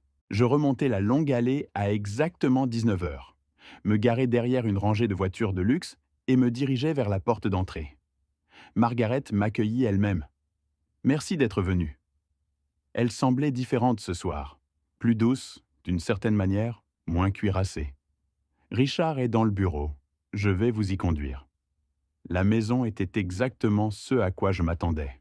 Vieille richesse, vieux meubles, vieille peinture. Mais il y avait aussi quelque chose de triste, comme un musée plutôt qu'une maison. Margaret me conduisit le long d'un long couloir, jusqu'à une paire de portes en bois sculptées. Je vais vous laisser seul. Le dîner sera prêt dans 1 heure. Elle ouvrit les portes et s'écarta. Richard Vance se tenait près de la fenêtre, regardant le parc. Il se retourna en m'entendant entrer. Marcus, merci d'être venu. Merci de m'avoir invité. Il désigna une chaise près de la cheminée. Asseyez-vous, je vous en prie. Je m'assis. Il resta debout, les mains jointes derrière le dos, son expression indéchiffrable. J'ai passé beaucoup de temps à réfléchir à ce que je devais vous dire. Comment expliquer? Comment m'excuser? Vous n'avez pas à vous excuser. Si, je le dois. Il se tourna pour me faire face entièrement. Il y a 38 ans, j'ai laissé la peur guider mes décisions. J'ai laissé d'autres personnes me convaincre que le silence était le bon choix, que vous étiez mieux sans savoir. Aviez-vous tort? Oui, sans équivoque, absolument tort. Il s'assit en face de moi. J'aurais dû me battre pour vous. J'aurais dû tenir tête à Charles, à la famille de Margaret, à tous ceux qui m'ont dit que le bébé serait mieux ailleurs. Mais j'étais jeune et effrayé, et désespéré de protéger le peu que j'avais. Qu'aviez-vous? Ma carrière, mon mariage, la vie que je pensais construire. Il secoua la tête. Rien de tout cela ne valait ce que j'ai abandonné. Qu'avez-vous abandonné? Vous, dit-il simplement. Mon fils. Pendant l'heure suivante, nous parlâmes. Richard me raconta ma naissance, les complications, le chaos, la terreur de voir Margaret mourir presque sur la table d'opération. Il me parla du stratagème de Charles, des pots de vin, des documents falsifiés. Il me parla des années qui suivirent, de la culpabilité qui ne s'est jamais estompée, des cauchemars qui ne se sont jamais arrêtés. Et il me parla de la tache de naissance. Elle est dans ma famille depuis des générations. Mon père l'avait, son père l'avait. Quand je l'ai vue sur vous dans cette salle d'opération, j'ai su immédiatement. Pourquoi n'avez-vous rien dit? J'ai paniqué. J'ai pensé que c'était peut-être une coïncidence, que je m'étais peut-être trompé. Mais au fond de moi, je savais. Et Margaret, elle ne vous a pas reconnu. Elle était inconsciente pendant la majeure partie de l'accouchement et n'a jamais vu votre tâche de naissance. Quand Charles lui a dit que vous étiez mort-né, elle l'a cru. C'est elle maintenant? Oui, elle l'a découvert le soir du gala. Cela a été difficile pour elle. J'imagine que oui. Richard se pencha en avant. Je sais que cela ne compense rien. Je sais que je ne peux pas vous rendre les années que vous avez perdues, mais je veux que vous sachiez, je suis heureux que vous nous ayez trouvés. Je suis heureux que vous soyez en vie. Et je veux arranger les choses, quoi qu'il en coûte. Je le regardais, cet homme qui était mon père, que je n'avais jamais connu, qui avait passé des décennies à se cacher de sa propre culpabilité. Je veux vous croire. Alors croyez-moi, ce n'est pas si simple. La confiance, ça se gagne. Alors laissez-moi la gagner. Le dîner fut silencieux. Margaret avait préparé un poulet rôti, de la purée de pommes de terre, des haricots verts. Une nourriture simple, faite maison, rien de sophistiqué. Elle semblait nerveuse, picorant son assiette, évitant mon regard. Charles était là aussi, ce qui me surprit. Il était assis à l'extrémité de la table, me regardant avec une expression que je ne pouvais déchiffrer. « J'ai une proposition », dit-il finalement. Le fonds fiduciaire vous est transféré comme nous l'avons convenu, mais le transfert s'effectue progressivement sur 5 ans. Pendant ce temps, Margaret et Richard continuent de percevoir leurs revenus actuels. Une fois le transfert achevé, ils conservent une allocation modeste suffisante pour entretenir cette propriété et maintenir leur niveau de vie. Et les menaces de poursuites judiciaires sont immédiatement abandonnées. Nous publierons une déclaration publique vous reconnaissant comme l'héritier légitime. Et qu'est-ce que j'obtiens en échange? Tout le reste. Les propriétés, les investissements, la fondation, tout cela. C'était plus que ce à quoi je m'attendais, ce qui me rendait méfiant. Pourquoi ce changement d'avis? Charles jeta un coup d'œil à Margaret, puis à Richard. Parce que je suis fatigué. Je me bats dans cette bataille depuis 38 ans. Mentir, comploter, dissimuler. Cela laisse des traces. Et pourquoi faire? Pour protéger une fortune qui n'a jamais vraiment été la mienne. Je ne répondis pas immédiatement. Il y avait trop d'histoires, trop de tromperies. Mais je leur dis que j'examinerais leurs propositions, que je ferais examiner les conditions par mes avocats, et que si tout était légitime, je signerais. Margaret me raccompagna à la porte. Merci, dit-elle, de nous donner une chance. Je n'ai encore rien décidé. Je sais, mais vous êtes venu. C'est plus que ce que nous méritions. Elle tendit la main et toucha mon bras. Vous avez ses yeux, dit-elle doucement. Les yeux de Richard. Je le vois maintenant. Je ne savais pas quoi répondre à cela. Alors, j'ai simplement hoché la tête et marché jusqu'à ma voiture. Le piège se referma 3 jours plus tard. J'étais dans le bureau de Thomas Brennan, en train d'examiner les documents que les avocats de Charles avaient envoyés lorsque son assistante entra, l'air pâle. Il y a quelqu'un qui veut vous voir, une inspectrice de la brigade financière. Thomas et moi échangeâmes un regard. Faites-la entrer. L'inspectrice était une femme d'une 50aine d'années, aux cheveux grisonnants et au regard perçant, portant un insigne l'identifiant comme l'inspectrice Sandra Walsh. Monsieur Cole, dit-elle, j'ai besoin de vous poser quelques questions concernant votre relation avec la famille Harrington. Quel genre de questions? Nous avons reçu une plainte alléguant que vous avez obtenu des documents confidentiels par des moyens illégaux, notamment des dossiers médicaux et des documents financiers auxquels vous n'aviez aucun droit d'accès légal. Ce n'est pas vrai. La plainte affirme le contraire, et elle inclut des preuves. Des relevés bancaires montrant des paiements effectués depuis vos comptes à des individus qui travaillaient auparavant pour la fondation Harrington. Je sentis le sang se retirer de mon visage. Je n'ai jamais rien payé à personne. Nous devrons vérifier cela. En attendant, je vais avoir besoin que vous veniez au commissariat pour un entretien formel. L'interrogatoire dura 4 heures. L'inspectrice Walsh fut minutieuse, professionnelle et complètement sceptique quant à tout ce que je disais. Selon elle, les Harrington avaient fourni des preuves que j'avais mis en place un système d'extorsion à long terme. J'aurais d'une manière ou d'une autre découvert le lien de la famille avec mon passé et utilisé ces informations pour obtenir de l'argent et des documents. Les preuves comprenaient des relevés bancaires falsifiés, des courriels contrefaits et une déclaration d'une ancienne employée de la clinique affirmant que je lui avais versé 5 000 € pour des informations confidentielles. Tout cela était faux, mais c'était un faux convaincant. C'est un coup monté, dis-je. Les Harrington essaient de me discréditer avant que je puisse réclamer ce qui me revient de droit. C'est une accusation de taille. J'ai des preuves. Des preuves ADN, des documents, des déclarations de témoins. Tout pointe vers la vérité. Je sortis du commissariat dans un après-midi de décembre gris, l'esprit en ébullition. Thomas m'attendait sur le trottoir. Ils essayèrent de me piéger. Les Harrington ont déposé de fausses accusations pour me discréditer. Je m'en doutais. Le timing était trop opportun. Que faisons-nous? Nous nous battons, nous présentons nos preuves. Nous prouvons que leurs accusations sont fabriquées. Et si cela ne suffit pas, nous rendons tout public. Nous faisons en sorte que cette affaire soit si importante, si visible que les Harrington ne pourront plus se cacher derrière des avocats et des documents falsifiés. Cette nuit-là, je pris une décision. J'en avais fini de jouer la défense. Il était temps de prendre le contrôle. Le plan se concrétisa au cours des 48 heures suivantes. Thomas contacta des journalistes, organisa des entretiens. Gloria Whitfield fournit le contexte, les antécédents et la documentation qui étayait chacune de mes affirmations. La docteure Okafor prépara un rapport détaillé sur les preuves ADN, complet avec la méthodologie scientifique et la documentation de la chaîne de conservation prouvant qu'elle n'avait pas été altérée. Helena, de son côté, fouilla ses archives et trouva quelque chose qu'elle avait oublié posséder.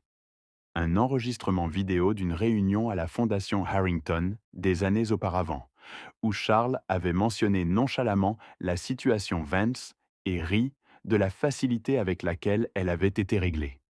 Ce n'était pas une confession formelle, mais c'était tout comme. La révélation publique eut lieu le 15 décembre, le même jour que j'avais initialement fixé comme date limite. Nous tînmes une conférence de presse dans un hôtel du centre de Paris. Thomas, Gloria, la docteure Okafor et un avocat du Monde qui avait accepté de représenter l'intérêt du journal dans l'histoire étaient tous présents. Des journalistes de tous les grands médias français étaient là, des caméras de télévision, des microphones, un mur de visage, attendant d'entendre ce que j'avais à dire. Je me tins au pupitre et leur racontais tout. La clinique, le faux acte de naissance, l'héritage volé, les décennies de mensonges et de dissimulation. Je présentais les preuves ADN, les documents, les déclarations de témoins, puis je diffusais la vidéo. À l'écran, Charles Harrington, plus jeune, plus arrogant, visiblement ravi, s'adressait à une salle pleine de membres du conseil d'administration de la Fondation.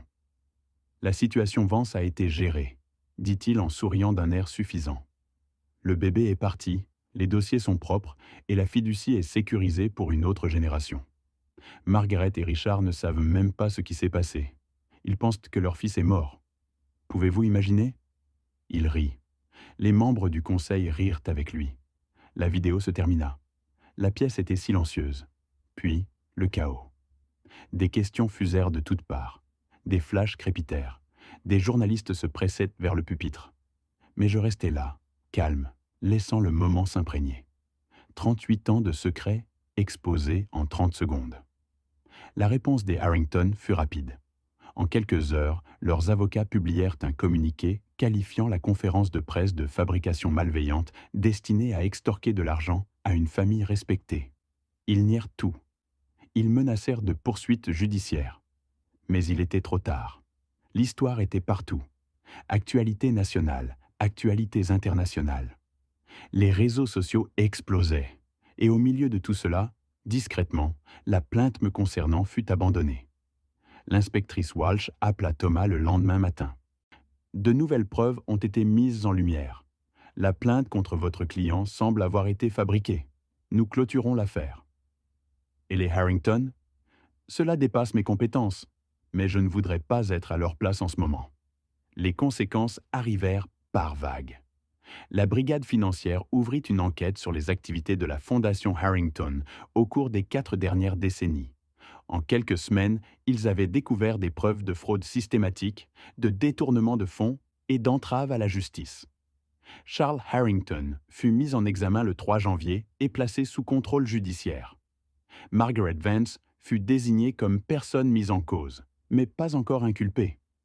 Richard Vance coopéra pleinement avec les enquêteurs, fournissant des témoignages et des documents qui corroboraient tout ce que j'avais dit. Sur le plan financier, la fiducie Harrington fut gelée en attendant l'issue des procédures, mais une décision préliminaire reconnut mon statut d'héritier légitime, ayant droit à recevoir des distributions une fois le gel levé. Les actifs de la fondation, propriétés, investissements, comptes, furent inventoriés et évalués à un peu plus de 480 millions d'euros, moins les frais juridiques, les impôts et les coûts de démantèlement de décennies de fraude. J'envisageais un héritage d'environ 350 millions d'euros, plus d'argent que je n'aurais jamais imaginé. Les conséquences personnelles furent les plus difficiles. Richard Vance vint me voir 2 semaines après la conférence de presse. Il avait l'air vieux, brisé, comme un homme qui n'avait finalement plus d'endroit où se cacher. Je voulais m'excuser. Il s'assit lourdement dans mon salon. J'ai abandonné mon fils. Je l'ai laissé être emmené et élevé par des étrangers. Je me suis dit que c'était pour le mieux, qu'il serait plus heureux sans savoir. Mais je me mentais à moi-même. J'étais un lâche. Oui, vous l'étiez. Je n'attends pas de pardon. Je ne le mérite pas. Mais je voulais que vous sachiez que j'ai regretté cette décision chaque jour de ma vie. Chaque jour. Je le regardais. Cet homme qui partageait mon sang, ma tache de naissance, mon visage. Je vous crois. Est-ce que cela change quelque chose? Je ne sais pas. Peut-être un jour. Il hocha lentement la tête. C'est plus que ce que j'espérais. Elena déménagea en février, non pas parce que je le lui avais demandé, mais parce qu'elle avait dit avoir besoin d'espace pour se retrouver, se dissocier des secrets qu'elle avait portés. « Je t'aime », dit-elle le jour de son départ. « Je t'ai toujours aimé, mais je ne sais pas si cela suffit à réparer ce qui est brisé entre nous. » Qu'est-ce qui est brisé? La confiance, l'honnêteté, le fondement sur lequel tout le reste est censé être bâti. Je ne discutais pas. Elle avait raison. Nous avons demandé le divorce en mars, à l'amiable. Pas de dispute, pas d'accusation, juste 2 personnes qui avaient vécu dans les décombres des mensonges d'autrui et qui admettaient, enfin, qu'elles ne pouvaient pas s'en sortir ensemble. Margaret Vance ne s'excusa jamais directement, mais elle m'écrivit une lettre de 3 pages expliquant sa perspective. Elle parla de sa grossesse, de la terreur qu'elle avait ressentie, de la façon dont elle avait cru Charles quand il lui avait dit que le bébé était parti. « Je vous ai pleuré », écrivit-elle. « Pendant des années, je vous ai pleuré. J'ai allumé des bougies pour votre anniversaire. J'ai visité une tombe que je sais maintenant vide. J'ai porté le chagrin d'avoir perdu un enfant que je n'avais jamais vraiment perdu. Cela n'excuse pas ce qui s'est passé. Mais je veux que vous compreniez. Je ne savais pas. Pas avant que Charles ne me le dise des années plus tard. À ce moment-là, il était trop tard. Trop de temps s'était écoulé. Trop de mensonges avaient été dits. Je me suis convaincu qu'il valait mieux laisser les choses telles quelles. J'avais tort. Je suis désolé. Je lus la lettre 3 fois.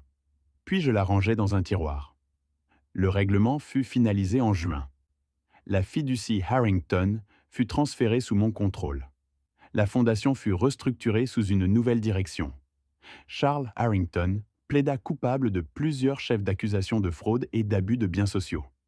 Il fut condamné à 8 ans de prison. Margaret Vance évita les poursuites pénales, mais accepta de céder sa part des biens familiaux. Elle déménagea dans une maison plus petite dans le sud et, pour autant que je sache, a vécu tranquillement depuis. Richard Vance continua d'exercer la médecine pendant une autre année avant de prendre sa retraite. Nous nous voyions occasionnellement. Des déjeuners parfois gênants, des conversations qui cherchent encore leur rythme, 2 personnes essayant de construire une relation qui aurait dû commencer il y a 38 ans. Ce n'est pas grand-chose, mais c'est déjà ça. J'achetais un nouvel appartement. Pas un manoir. Je ne pouvais pas m'imaginer vivre dans quelque chose comme la propriété de Versailles, mais un bel endroit dans le 11e arrondissement, près de l'endroit où j'avais vécu quand j'étais jeune, en difficulté et que je construisais ma vie à partir de rien. Je maintenais mon cabinet de conseil en activité, bien que j'ai réduit mon implication, embauché de bonnes personnes et les ai laissés gérer le quotidien. Je fis don d'une partie importante de l'héritage à des œuvres de bienfaisance, des organisations de placement familial, des services de soutien à l'adoption et à l'aide juridique pour les personnes essayant de démêler leur propre passé compliqué. Et je commençais à consulter un thérapeute, non pas parce que je m'effondrais, mais parce que j'avais passé 38 ans sans savoir qui j'étais. Et maintenant que je savais, j'avais besoin d'aide pour comprendre ce que cela signifiait. Un an après la conférence de presse, je m'assis pour une interview avec une journaliste qui écrivait un livre sur l'affaire. « Avec le recul, demanda-t-elle, quelle est la plus grande leçon que vous ayez tirée de tout cela ?» J'ai réfléchi longuement. « Les secrets ne protègent pas les gens, » dis-je finalement. « Ils ne font que retarder le moment de vérité. Les Harrington pensaient se protéger en cachant ce qu'ils avaient fait. Mais tout ce qu'ils ont vraiment fait, c'est aggraver l'effondrement final. Et vous? Avez-vous des regrets? Je regrette le temps perdu, les années que j'aurais pu passer à connaître mes vrais parents, à construire de vraies relations. Je regrette la confiance que j'ai accordée à des gens qui me mentaient. Autre chose? Non. Tout ce que j'ai fait pour trouver la vérité, je le referai sans hésitation. La dernière fois que j'ai vu Elena, c'était dans un café près de notre ancien quartier. Elle avait l'air bien, plus légère, comme quelqu'un qui aurait enfin déposé un poids qu'elle portait depuis trop longtemps. « J'ai pensé à nous, » dit-elle, « à la façon dont nous nous sommes rencontrés, dont nous sommes tombés amoureux, si tout cela était réel. L'était-ce? Je crois que oui. Je crois que je suis vraiment tombé amoureux de toi cette nuit-là à Lyon. » Elle me regarda. Moi aussi. Seulement, je ne pouvais pas séparer cet amour de toutes les choses que je savais et que je ne pouvais pas te dire. Et maintenant, j'essaie de comprendre qui je suis sans tous ces secrets. Ce n'est pas facile. Non, ça ne l'est pas. Nous restâmes un moment en silence, buvant notre café, regardant les gens passer. « J'espère que tu trouveras ce que tu cherches, » dis-je finalement. « Toi aussi. » Elle tendit la main par-dessus la table, serra la mienne, puis elle partit. Voici ce que je sais maintenant, après tout cela. L'identité n'est pas quelque chose avec quoi on est. C'est quelque chose que l'on construit. J'ai passé 38 ans en tant que Marcus Cole, enfant placé, consultant en technologie, mari. C'était réel. C'était qui j'étais. Apprendre que j'étais aussi le fils de Richard et Margaret Vance, l'héritier de la fortune Harrington, cela n'a pas effacé qui j'avais été. Cela s'y est ajouté. Je suis toujours la personne qui a grandi sans rien et qui a bâti quelque chose. Je suis toujours la personne qui valorise l'honnêteté, le travail acharné, la persévérance. Je suis aussi simplement la personne qui a découvert un secret caché depuis près de 4 décennies et qui a eu le courage de le révéler au grand jour. Si vous lisez ceci et que vous portez vos propres secrets, des secrets sur qui vous êtes ou d'où vous venez, je veux que vous sachiez une chose. La vérité vaut la peine d'être trouvée. Cela peut être douloureux. Cela peut changer tout ce que vous pensiez savoir. Mais c'est mieux que de vivre dans l'obscurité. Le chirurgien s'est figé en voyant ma tache de naissance. Il a murmuré « C'est vous !» et il a laissé tomber le scalpel. Ce moment unique et imprévu a ouvert une porte dont j'ignorais l'existence. De l'autre côté se trouvait ma véritable identité, ma véritable famille, mon véritable héritage et la vérité qui m'attendait depuis toujours. Mon nom est Marcus Cole, ou Marcus Vance. Je n'ai pas encore décidé lequel je préfère, et peut-être que je n'aurai pas à choisir. J'ai 39 ans.